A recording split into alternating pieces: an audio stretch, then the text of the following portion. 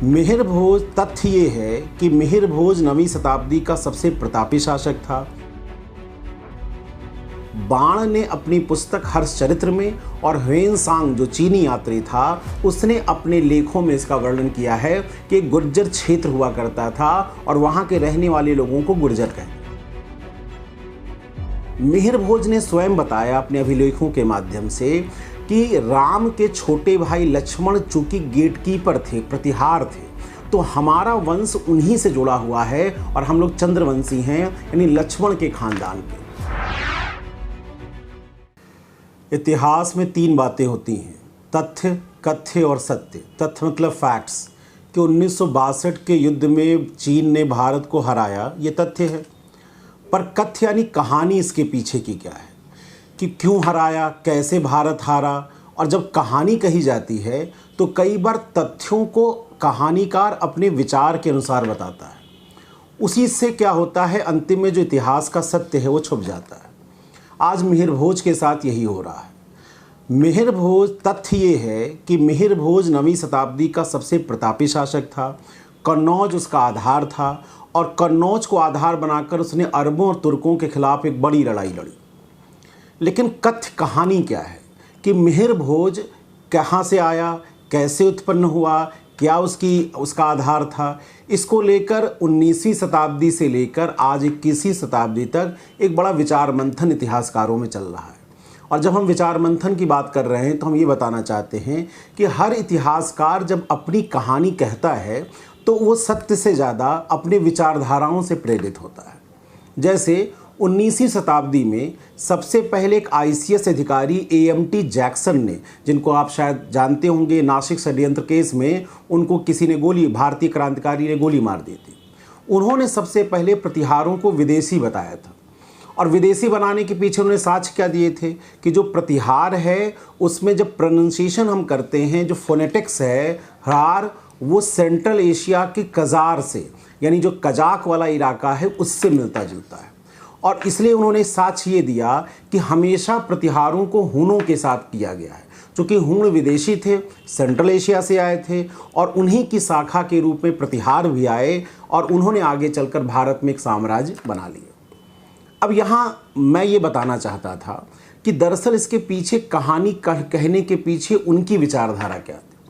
चूँकि 19वीं शताब्दी के अंत में देसी बनाम विदेशी, विशेषकर 1857 की क्रांति के बाद देसी बनाम विदेशी की धारा चल पड़ी थी। भारतीय कहने लगे थे कि फिरंगियों को वापस जाना चाहिए, अपने देश जाना चाहिए। तो अंग्रेज़ों ने इस विचारधारा को गढ़ने की कोशिश की कि जिस तरह से हम विदेशी हैं, बहुत साल पहले आर्य भी विदेशी थे और जिनको आप अपना सबसे बड़ा राजा मानते हो वो सारे राजपूत राजा भी विदेशी थे। कर्नल टॉड जैसे लोगों ने अपनी इस विचारधारा को आगे बढ़ाया, भंडारकर जैसे लोगों ने इसका समर्थन किया और इस तरह से एक विचारधारा उत्पन्न हुई कि राजपूत विदेशी थे और राजपूतों के रूप में प्रतिहार भी विदेशी थे। वो जैक्सन जैसे ICS ऑफिसरों ने इस विचारधारा को आगे बढ़ा दी। दूसरी विचारधारा ये थी कि ये जो गुर्जर प्रतिहार थे, ये एक गुजरात और राजस्थान के बीच का जो जोधपुर का जो क्षेत्र है, उस इलाके का एक गुज्जर एक क्षेत्र है, भौगोलिक एरिया, और उस भौगोलिक एरिया में जो रहने वाले लोग थे उन्हें हम गुज्जर प्रतिहार कहते हैं। इसका साक्ष्य क्या है, 7वीं शताब्दी में बाण ने अपनी पुस्तक हर्षचरित्र में और ह्वेनसांग जो चीनी यात्री था उसने अपने लेखों में इसका वर्णन किया है कि गुर्जर क्षेत्र हुआ करता था और वहाँ के रहने वाले लोगों को गुर्जर कहते थे। अगर चूंकि उस आधार पे हम देखें तो चूंकि उस समय राजपूतों का कोई वर्णन नहीं था, तो जो आज गुर्जर अपना क्लेम कर रहे हैं कि हम उस क्षेत्र के रहने वाले हैं और मिहिर भोज भी गुर्जर थे, शायद सही प्रतीत होता है। तीसरी विचारधारा थी जो प्रतिहारों की खुद की अपनी है। प्रतिहारों ने अपने आप को राजपूत माना, उन्होंने गुज्जर शब्द का इस्तेमाल नहीं किया है। प्रतिहारों ने ये कहा कि प्रतिहार का मतलब होता है द्वारपाल, गेट कीपर, और उन्होंने अपने आप को सौमित्र, यानी जो लक्ष्मण की माँ थी सौमित्र, उससे अपने आप को जोड़ा है। मिहिर भोज ने स्वयं बताया अपने अभिलेखों के माध्यम से कि राम के छोटे भाई लक्ष्मण चूंकि गेटकीपर थे, प्रतिहार थे, तो हमारा वंश उन्हीं से जुड़ा हुआ है और हम लोग चंद्रवंशी हैं, यानी लक्ष्मण के खानदान के। इस आधार पर राजपूत क्लेम करते हैं कि जो गुर्जर प्रतिहार में प्रतिहारों की बात है वो राजपूत थे। अब इन सारी कहानियों के पीछे का असली सत्य क्या है ये भी जानना जरूरी है। दरअसल राजपूत जो शब्द है वो 11वीं 12वीं शताब्दी के बाद प्रचलन में आया, और 11वीं 12वीं शताब्दी के बाद प्रचलन में जब आया तो राजपूत समझिए एक क्लास है, राजपूत कोई कास्ट नहीं। राजपूत एक क्लास है जो योद्धा वर्ग से है।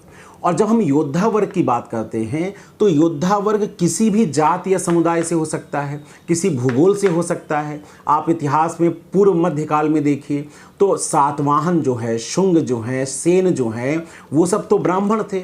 चंद्रगुप्त मौर्य भी पिछड़ी जाति का माना जाता है, गुप्त तो कायस्थ माने जाते हैं। पर चूंकि हर राजा को एक धार्मिक वैधता की जरूरत है, जैसे आज के शासक को जनता की वैधता की जरूरत है लोकतंत्र में, वैसे ही मध्यकाल और प्राचीन काल में किसी भी राजा को वैधता के लिए, लेजिटिमेसी के लिए धर्म की जरूरत है। और हमारे यहाँ वैदिक आख्यानों में क्षत्रियों को क्या माना गया है, शासन करने का अधिकार दिया गया है। तो जब भी कोई ट्राइब, जब भी कोई समूह अपनी सत्ता कहीं स्थापित करता था तो किसी न किसी धार्मिक ग्रंथ के माध्यम से अपने आप को एक क्षत्रिय समुदाय से जोड़ने की कोशिश करता था। 9वीं 10वीं शताब्दी के बाद सारे सोशल क्लास जो राजा के रूप में काम कर रहे थे, वो चाहे हूण हो, शक हो, कुषाण हो, किसी भी संप्रदाय हो, जाति हो, विदेशी हो, जिन्होंने भी अपने आप को शासक माना, उन्होंने राजपूत, यानी राज संस्कृत का शब्द है राजन, राजन का मतलब होता है राजा, तो राजा का पुत्र जो होता है उन्होंने सबने अपने आप को राजपूत के रूप में घोषित कर दिया। चूंकि राजपूत घोषित किया तो अपने आप को या तो सूर्यवंशी बताया या तो अपने आप को चंद्रवंशी बताया, और उसके लिए धार्मिक ग्रंथों की व्याख्या की। इसीलिए पृथ्वीराज रासों में आपने सुना होगा कि राजा वशिष्ठ के यज्ञ की बात कही गई है, और उस यज्ञ में से 4 राज योद्धा निकले जिनका नाम था प्रतिहार, परमार, चालुक्य और चौहान। वो चारों अपने आप को राजपूत मानते हैं। तो ऐसे में राजपूत एक सोशल क्लास है।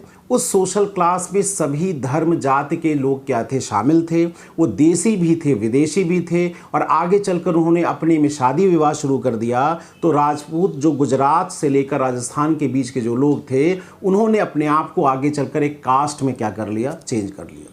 और वो जो कास्ट है चूंकि क्षत्रिय समुदाय से परंपरागत तौर पे जुड़ा हुआ है, तो ये क्लेम उनका कई पीढ़ियों के बाद एक क्षत्रिय राजपूत समुदाय के रूप में व्याख्या।